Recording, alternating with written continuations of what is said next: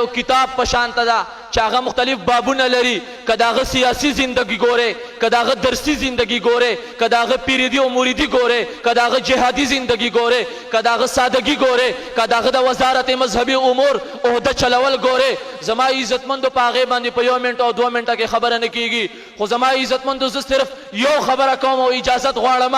دنیا ته واضح کړله، خلکو به ویل چې سیاست د مولا کار نه دی، سیاست د دینی مدرسې د طالب کار نه دی. مفتی صاحب رحمه الله دنیا ته واضح کړله که وزارت مذهبي امور منسټري څوک چلول غواړي د مدرسې د طالب د مفتی عبدالشکور نه زده کا، که څوک وزارت مذهبي امور منسټري چلول غواړي د مفتی فرید خلیفہ مفتی عبدالشکور نه زده کا، که څوک پاکستان پارلیمنٹ کې د حق آواز اوچتول غواړي د مفتی عبدالشکور نه زده کا. او انشاءالله د مفتی عبدالشکور مشن به جاری وي. د جمعیت طلبه اسلام فاټا، د جمعیت علماء اسلام فاټا پلیټ فارم نه به د حقوق قبایل جنگ به جاری وي انشاءالله. او جمعیت علماء اسلام به خپله صوبه قبایلستان جوړوي انشاءالله. مولانا اسدالله بیٹانی صاحب ته چې دا راشي مختصر انداز شي د خپلو خیالاتو اظهار وکړي.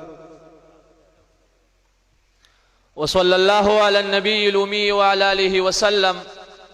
أما بعد فأعوذ بالله من الشيطان الرجيم. بسم الله الرحمن الرحيم.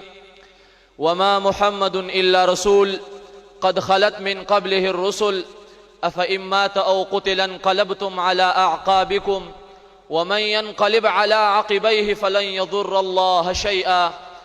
یہ عظمت باطل دھوکا ہے، یہ شوکت باطل کچھ بھی نہیں.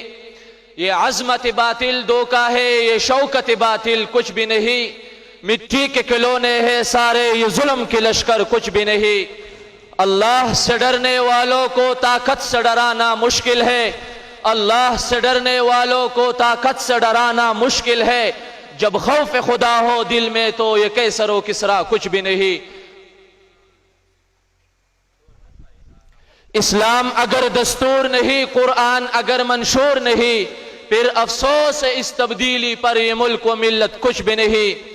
قابل صد احترام صدر جمعیت طلبہ اسلام فاٹا جناب قاری محمد عمر بیٹانی صاحب دامت برکاتہم العالیہ، جنرل سیکرٹری جمعیت طلبہ اسلام فاٹا جناب عطا الرحمن محسود صاحب، اور زمون مرکزی صدر جمعیت طلبہ اسلام پاکستان امیر مرکزیہ جناب ہدایت اللہ پیرزادہ صاحب، مرکزی ناظم عمومی جناب جمعیت طلبہ اسلام پاکستان جناب اسف اللہ مروت صاحب، اور دغه شانت د جمعیت طلبہ اسلام د فاٹا عمراء مشران، او دغه شانت د جمعیت علماء اسلام د کی پی کے مشراب پشانت دا چاغه مختلف بابونه لري، کداغه سیاسی زندگی ګوره، کداغه درسی زندگی ګوره، کداغه پیریدی او مریدی ګوره، کداغه جهادي زندگی ګوره، کداغه سادگی ګوره، کداغه د وزارت مذهبي امور عہده چلول ګوره. زما عزتمند پاغه باندې په 1 منټ او 2 منټه کې خبره نه کیږي، خو زما عزتمند زه صرف یو خبره کوم او اجازت غواړم.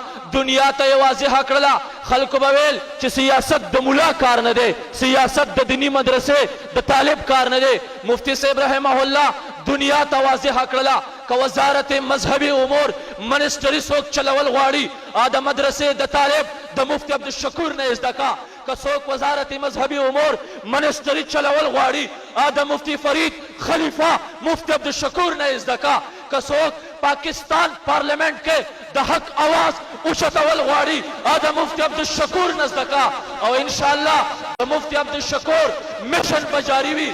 د جمعیت طلبه اسلام فاٹا، د جمعیت علماء اسلام فاٹا پلیٹ فارم نه به د حقوق قبایل جنگ به جاری وي انشاءالله. او جمعیت علماء اسلام به خپله صوبه قبایلستان جوړوي انشاءالله. خپل صدر محترم محمد عمر بیٹنی صاحب او دغه ټول ټیم ته کامیاب پروګرام باندې خراج تحسین پیش کوم. وآخر دعوانا الحمدللہ رب العالمین.